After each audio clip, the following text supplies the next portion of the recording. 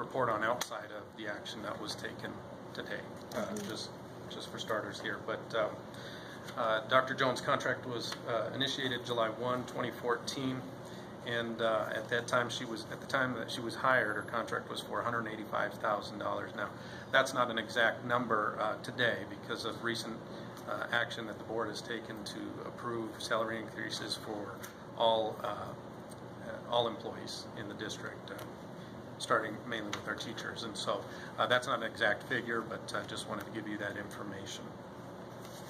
Do you guys have someone in mind, a new superintendent? Yeah, at this time the board will be releasing some information, trying to identify how we're going to start the search. Obviously, that'll be a top priority for our school district, and when they have that information, we will be releasing it. Can you say anything to reassure the citizens that are really concerned that school's starting in a month and they don't have a superintendent? Well, our schools just finished up a great year.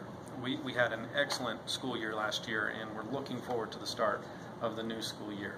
We have several leaders within the district that are ready to take the lead, and we've got a very dedicated and passionate board of education that cares deeply about every student in the school district. So students will always be our #1 priority, and we will do everything we can to move promptly, not only with this position, but with others that are open as well. So do you guys have an interim superintendent that's going to be calling the shots in the meantime? As you're aware, this was a special meeting that was just announced yesterday, district-wide.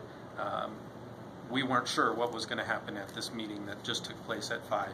And so at this very moment, I don't know of any interim positions that are in place or even in the works. And so I absolutely know that that will be a top priority for the remainder of the week to identify how we're going to move forward from here.